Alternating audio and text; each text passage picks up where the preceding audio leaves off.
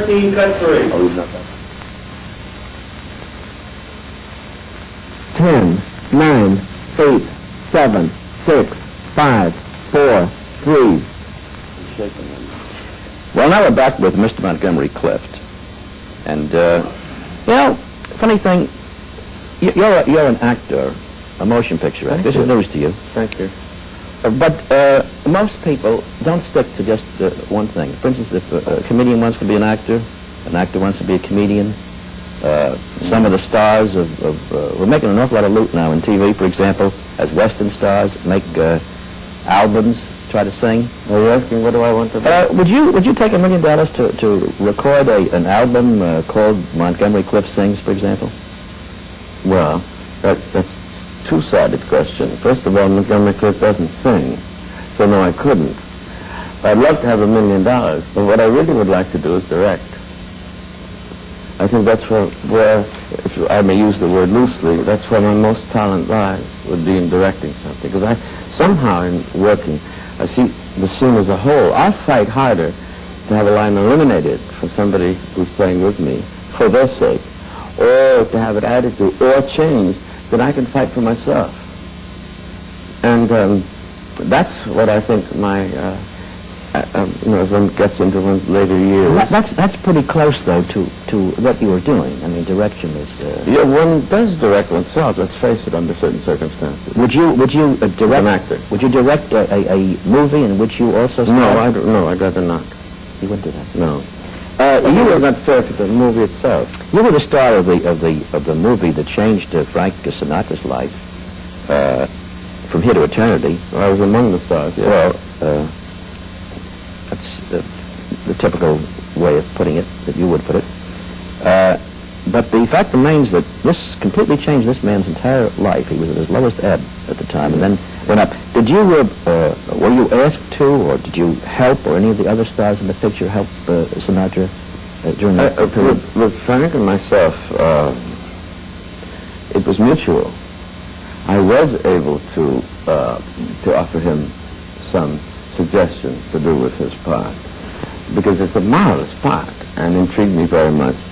So I probably offered him a good many suggestions, which if he agreed with them, he incorporated into the role. But by the same token, he helped me a great deal, which people don't think about. But he did. I remember him being on the field. I had to do 1, 2, 3, about face, boom, boom, and I was put through this whole drill, which meant one command, another command. You had to go backwards and sideways and this way and then this way and then that way.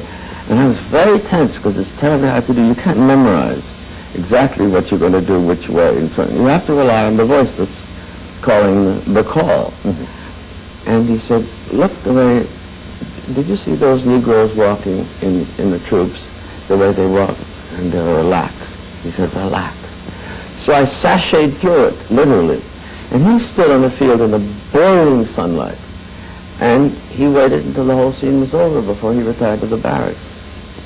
He helped me a great deal. We had, I'll never forget, one night after he got through playing golf outside facing toward the window outside of the hotel. It was about 3 in the morning. And I had to do a whole thing, had many things I had to do, which were military duties. And one was bayonet practice. And he set himself up as the target, because I wasn't really lunging at anything. So he trusted me enough that I would lunge at him and miss him. It was quite remarkable then. Well, it's wonderful for a man to have that kind of trust in a business where everybody is always throwing knives. And it's not necessarily unrare. Frank is really a rarity, though, I think, with people. I mean, he does everything in the business. I mean, he sings, he can act, he can direct, he can produce. Do you think that when a person, even with all of those talents, engages in expressing those talents, that he can cut himself a little bit too thin? That would be a comment for you to make. I wouldn't want to make it. I don't know. Mm-hmm. Well, I guess I just said it, didn't I? Yes. We were talking before about Marilyn Monroe, and she was a student of the Strasbergs, and I don't know what you think of the method school of acting. But why don't I ask you that? What do you think of the method school of acting? Well, I don't know, the method, so-called quote-unquote method school, has been kicked around rather harshly. You see, if one has talent,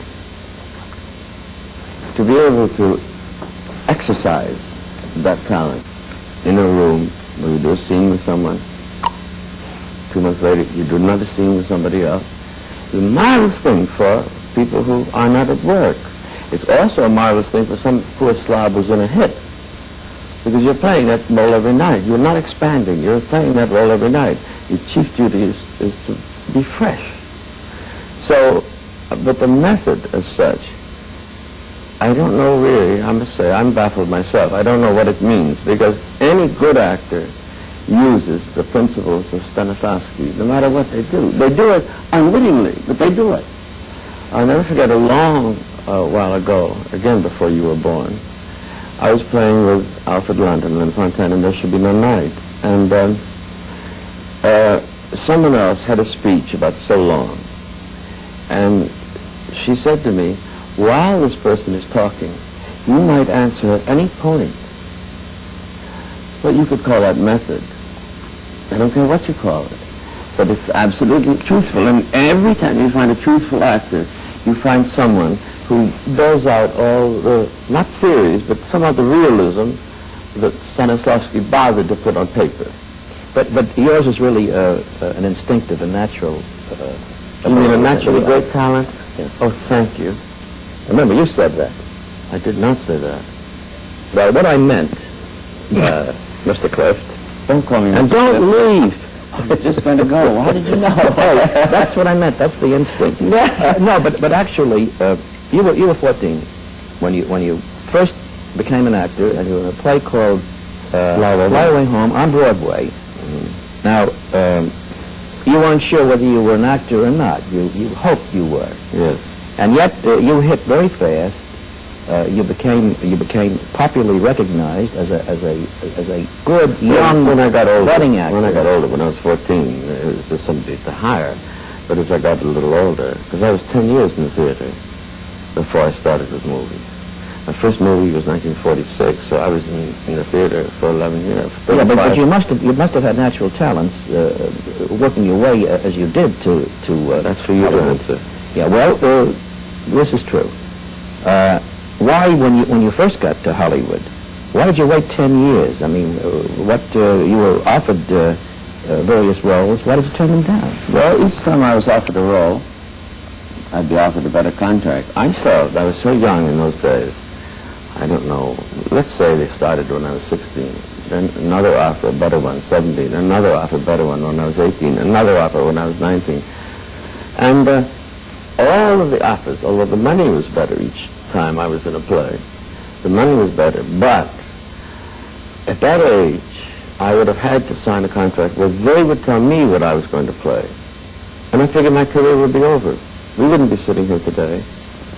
And I've always trusted myself enough. I must say, I'm willing to gamble on my own taste in selecting a role. In a movie, you have no control. Once the cutter gets to it, the director gets to it, the cameraman, you're not. On the stage, you're your own boss. You are doing what you're doing. And I've sort of, hitched by my own judgment so far. And I did then. And I know our family was saying, you can make money and salt it away. But you can't salt it away if you cut off your potential of income, can you? Mm-hmm. What good does it do? You pay the taxes, so you have much less, let's face it.